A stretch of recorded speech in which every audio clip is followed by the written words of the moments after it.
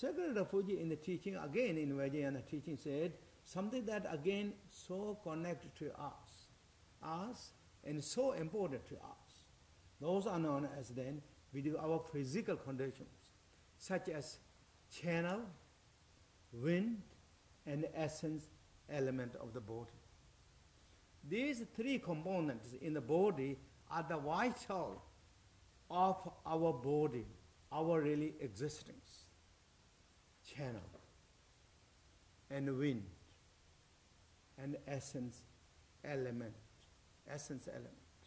This is not just only this physical, but even the external level. These three are very vital of this. So therefore, it is something so important for our enlightenment qualities. And those are again channel and a channel, wind, and essence element.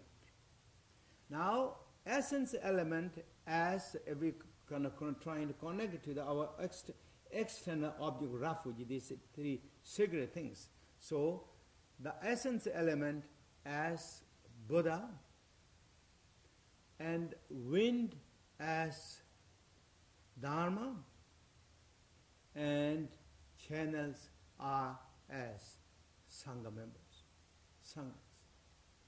And through that, we discover our enlightenment qualities, understand of this. Again, essence generally, these three are all connected. Connected according to Vajrayana teaching, these three are the very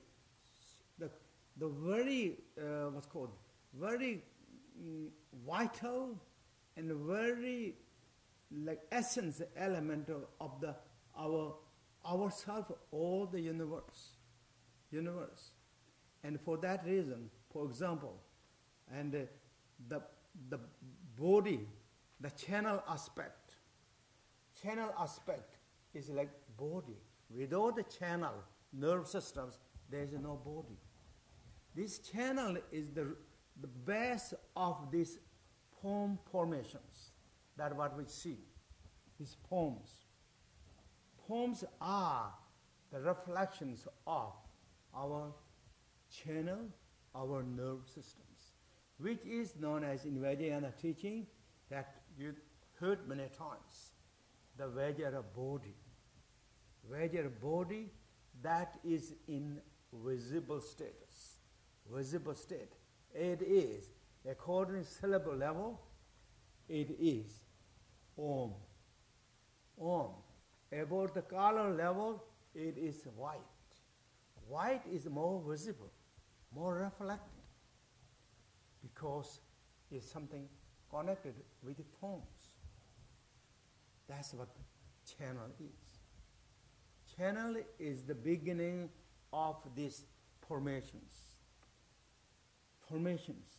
When we understand the secrets of these channels, understanding, that means we are exploring the enlightened energy as Sangha members. All the display of this variety of the display of the energies that are arising as a ray of light, shining, we begin to activating and observing and bring to the enlightened status of ourselves.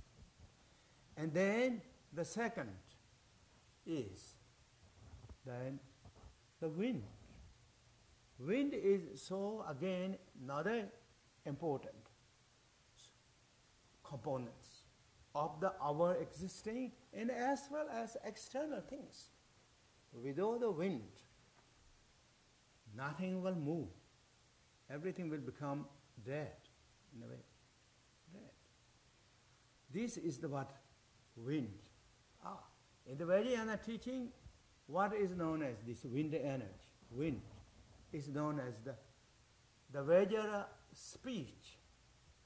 Vajra speech is the movement, the voice that echoes,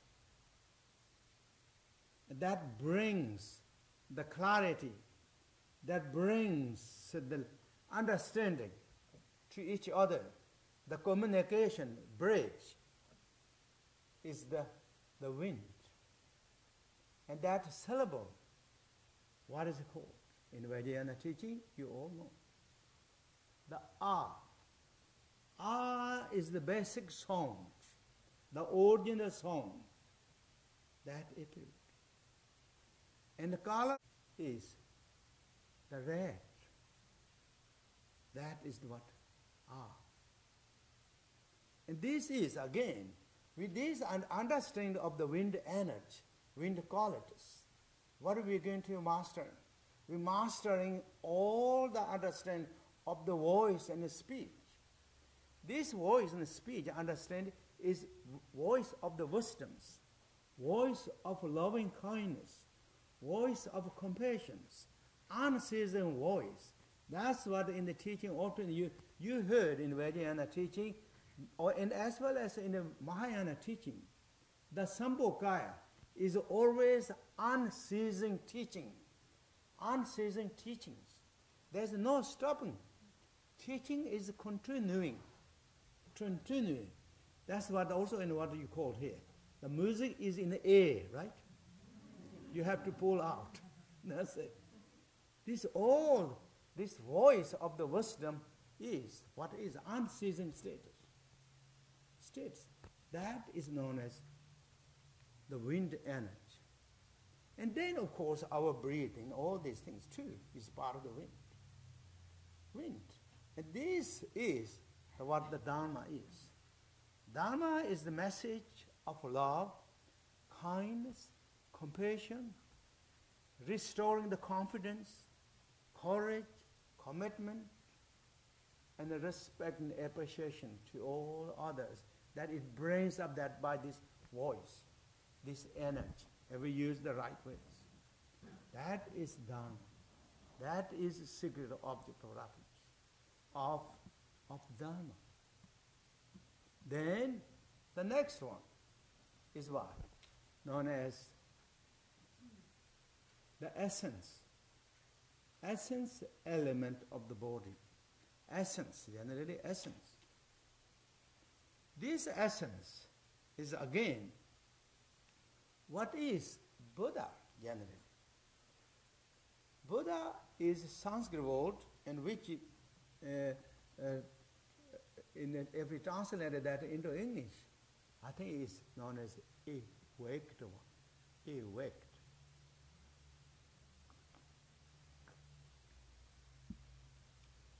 Awaked one. This essence has again many different meanings. Of course, we won't go all these different things, but essence has many different meanings. And what is in Tibet known as Tigli. Tigli is translated as essence, fluid, right? Fluid. But also Tigli means sphere or zero. Tigli means zero, Tigli means sphere, Tigli means essence, fluid. That's what the essence, Tigli means, all that.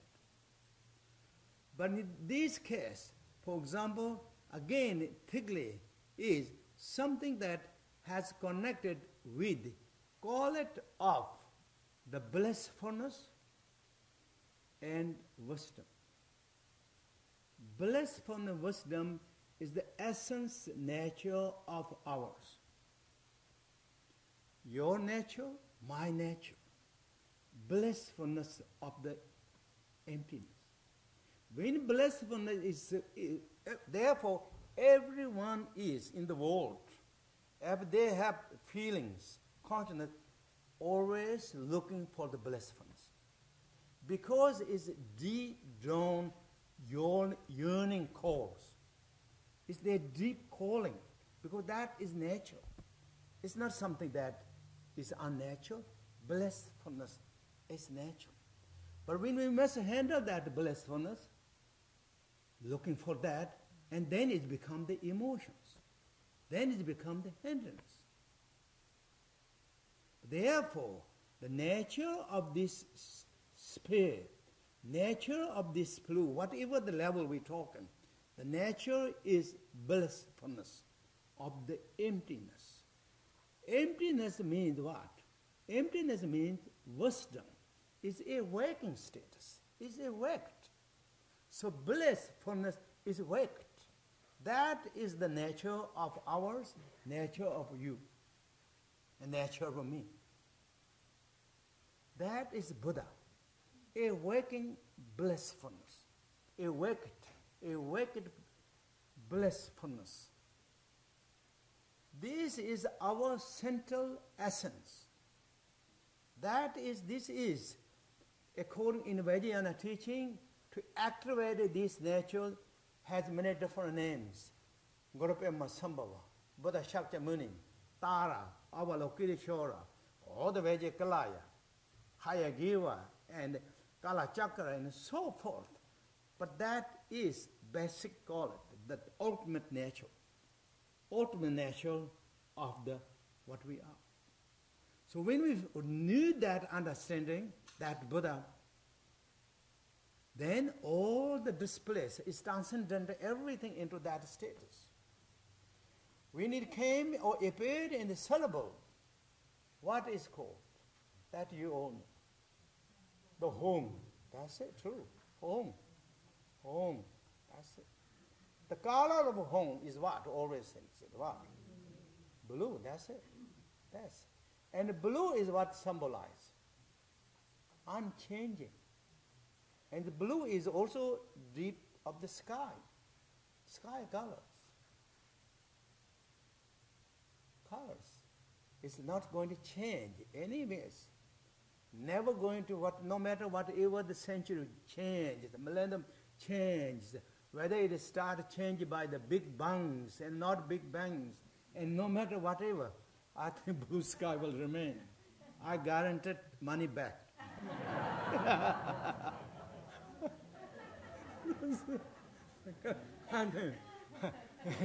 So we will see this after 1,000 or 3,000 or 3 million years after. If something change, call me.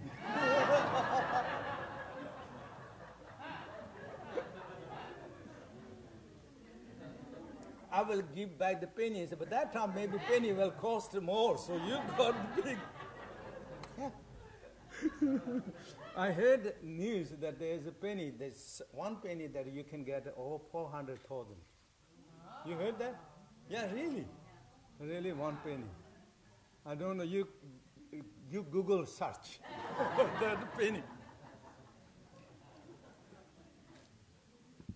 I think really, I heard that. So that is the, therefore this is called the secret object refuges.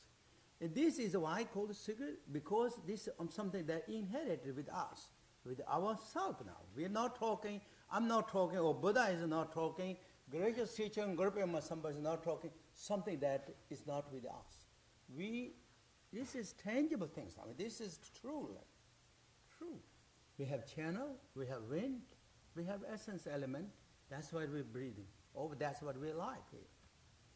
So when we see the close, see this nature as it is, in the reality as it is, then we can get enlightenment. That's why the Vajrayana teaching is so powerful, so spiritual. You're using all the different ways of exploring this enlightened nature, not just the one way, but many different techniques, and applying and then discovering our treasures as nature. And so that is really about the secret object of refuge.